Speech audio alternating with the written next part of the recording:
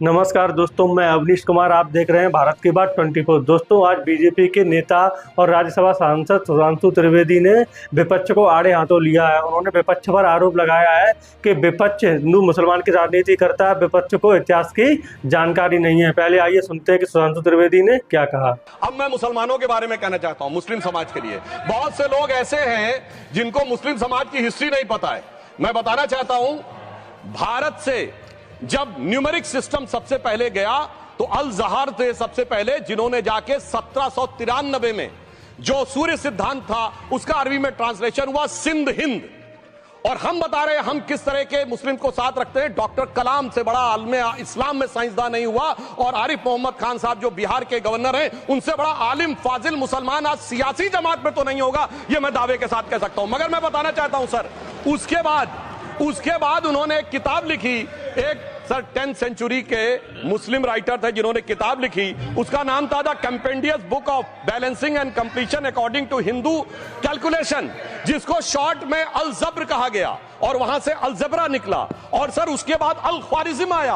और सर आज मेरे ख्याल से सदन के बहुत से लोगों को नहीं पता होगा, ये जो एल्गोरिथम वर्ड है ये अल ख्वारिज्म से आया हुआ है। एक जमाने में इस्लाम में बैतुल हिकमत था, यानी वो सबसे बड़ा हिकमत का केंद्र था, जब एक से एक लोग होते थे। बहुतों को नहीं पता होगा कि कोलंबस ने जिस नक्शे के थ्रू दुनिया ट्रेवल किया था, वो बनाने वाला भी एक मुस्लिम था, अल इदरीसी। मगर सर एल्गोरिथम आज ऐसा बदला कि एआई के एज में दलगत भावना से ऊपर उठकर औरंगजेब के साथ खड़े हो गए।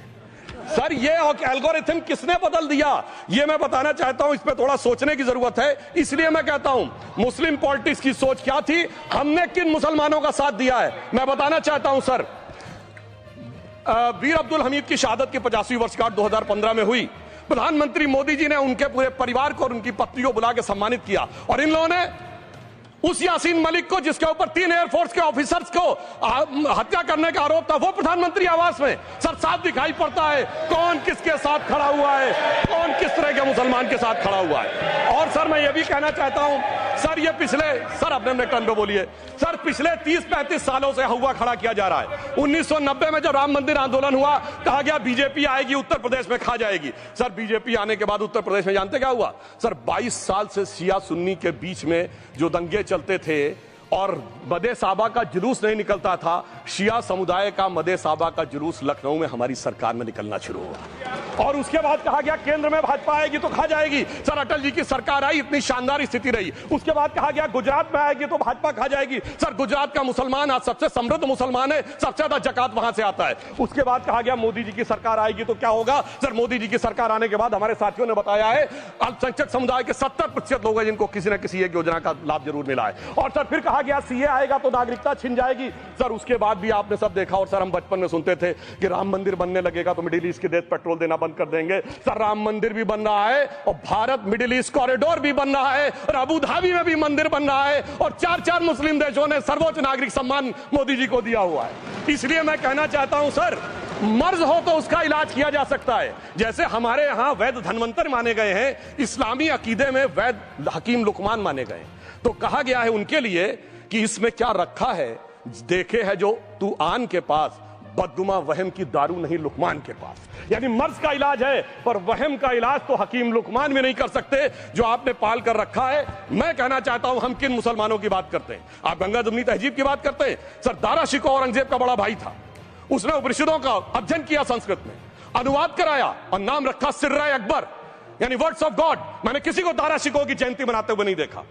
मैं पूछना चाहता हूं बेगम बीबी ताज, उनके घर पे जाते किसी ने सुना। सर ये बताइए, आलम शेख इतने बड़े कृष्ण भक्त के कवि, किसी ने सुना उनके घर पे जाते हुए। मलिक मोहम्मद जायसी जिन्होंने पद्मावत लिखा, उत्तर प्रदेश के रहने वाले, उनके घर पे कोई गया? ये बताइए ब्रिगेडियर मोहम्मद उस्मान के घर पे कौन गया? आजमगढ़ में, गाजीपुर के रहने वाले थे। दोस्तों, सुधांशु त्रिवेदी ने एक बड़ी बात बोली है कि जब से बीजेपी की सरकार आई है तब से शिया सुन्नी मुसलमान के जो दंगे होते थे वो भी बंद हो गए हैं।